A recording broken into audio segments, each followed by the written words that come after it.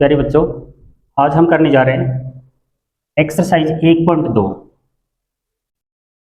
पहला क्वेश्चन है, सिद्ध कीजिए कि अंडरूट 5 एक अपरिमेय संख्या है।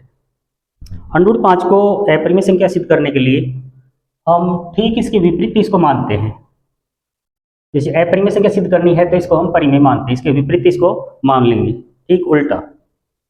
तो जब इसको अपरिमेय संख्या मानते हैं तब हमें यहाँ पर दो पूर्णांक लेने होते हैं जो p बटे क्यू के रूप में जिनको लिखा जा सकता है। यहाँ पर हम a और b लेंगे।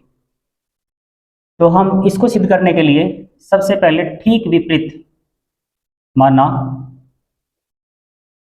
अंडरूट 5 एक परिमेय संख्या, इसको मानते हैं हम। ठीक उल्टा मान लेते हैं, माना अंडरूट 5 एक परिमेय संख्या है। अब परिमेय संख्या हम किसको बोलते हैं? जिसको हम p बटे क्यू के रूप में लिख सकते हैं।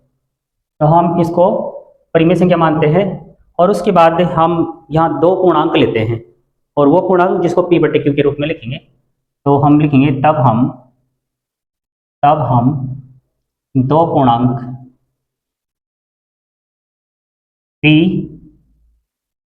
a और b, a ले लेते हैं, a और b प्राप्त कर सकते हैं।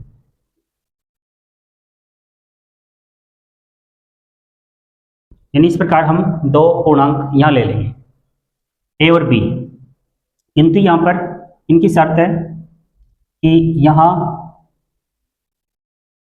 a और b इस प्रकार के पूर्णांक लेंगे जो सहअभाज्य है। यहाँ a और b सहअभाज्य संख्या है। अब आप ये समझिए कि सहअभाज्य संख्या क्या है।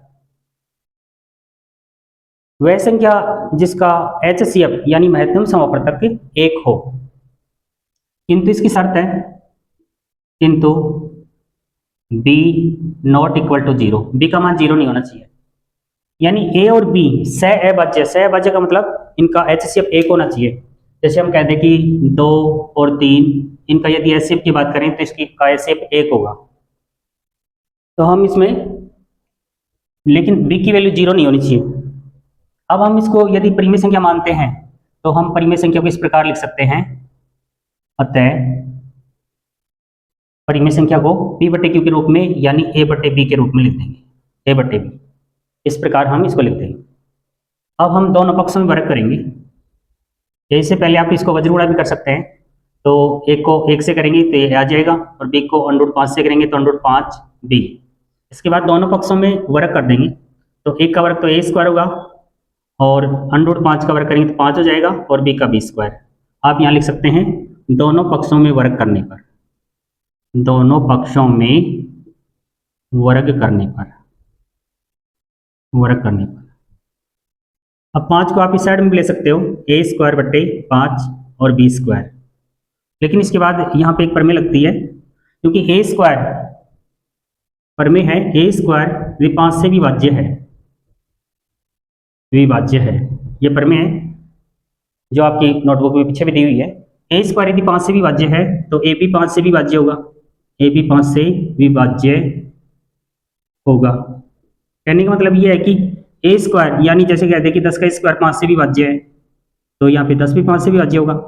इस प्रकार आप ये प्रमेय का यूज करेंगे तो आप यहाँ लिखते हैं प्रमेय अनुसार,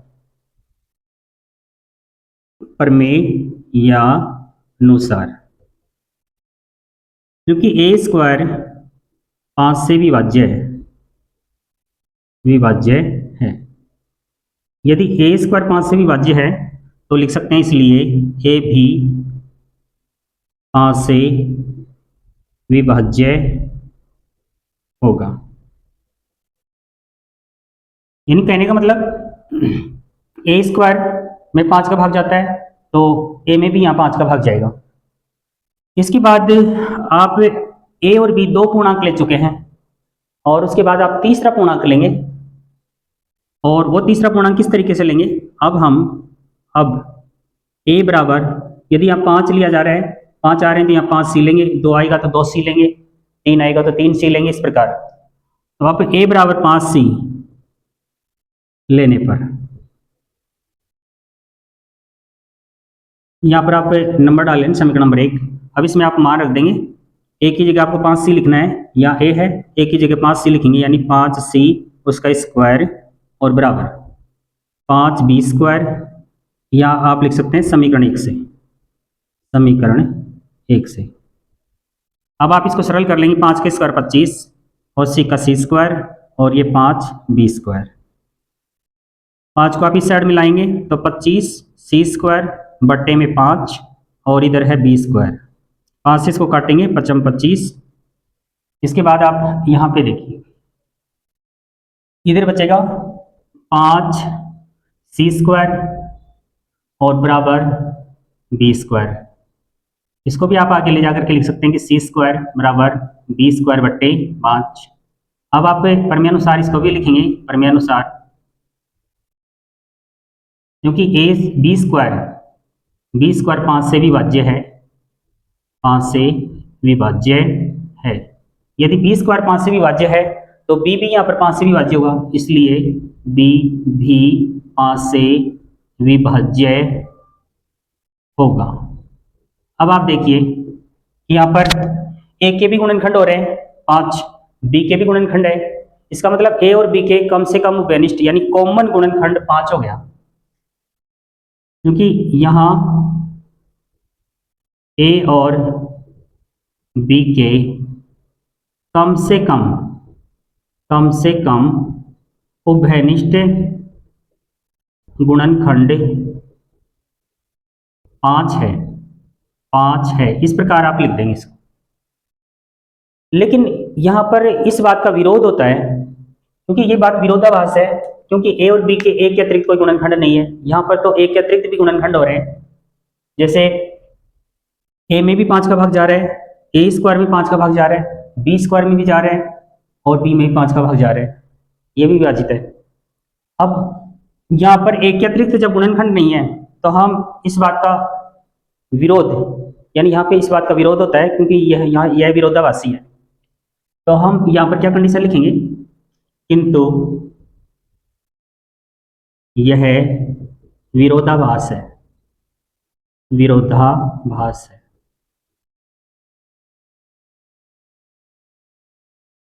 किंतु यह विरोधाभास है कि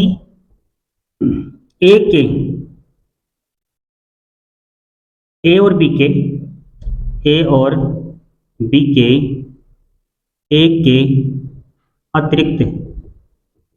अतिरिक्त कोई उभयनिष्ठ यानी कॉमन उभयनिष्ठ गुणनखंड नहीं है, क्योंकि यहाँ पर तो उभयनिष्ठ गुणनखंड आ रहे हैं, एक के अतिरिक्त भी यहाँ पर गुणनखंड हो रहे हैं, इसलिए यहाँ पर इस बात का विरोध होता है। लिख सकते हैं यह विरोधाभास त्रुटिपूर्ण, यानी हमने गलत कल्पना कर ली थी, इसलिए यह विरोधाभास यहाँ पर प्रकट हो रहा है। यह विरोधाभास त्रुटिपूर्ण यानी गलत कल्पना, त्रुटिपूर्ण कल्पना के कारण प्राप्त हुआ है, और इसी कंडीशन के आधार पे हम इसको कह सकते हैं कि ये अपरिमेय संख्या है, क्योंकि हमने यहाँ पर क्या कर लिया कि गलत कल्पना कर ली, और गलत कल्पना करने के कारण हमारे पास इसके एक के अतिरिक्त भी यहाँ पर गुणनखंड आ रहे हैं। इस वजह से यह विरोधाभास त्रुटिपूर्ण कल्पना के कारण प्राप्त हो गया, और इसी के आधार पे आप लिख सकते हैं अतः √5 एक अपरिमेय संख्या है, अपरिमेय संख्या है। इस तरीके से आप इसको सिद्ध करेंगे। अब यदि यहाँ पर √5 के अलावा √2 आ जाए, √5 है, √2 √3 आ जाए, √7 आ जाए, √11 आ जाए, √13 आ जाए, तो इसी टाइप में हम इसको पूरे को सिद्ध करेंगे। यदि आप यहाँ पर √2 आता है तो यहाँ √2 करके, और इसी टाइप में हम इस स्टेटमेंट इसी तरीके से पूरा का पूरा स्टेटमेंट लिख करके हम इसको पूरा कर लेंगे। एग्जाम्पल में भी दिए हुए क्वेश्चनों को आप इस तरीके से आसानी से सिद्ध कर सकते हैं। उम्मीद करता हूँ कि आपके ये वीडियो पसंद आया होगा, तो इसको लाइक व शेयर अवश्य करें। धन्यवाद।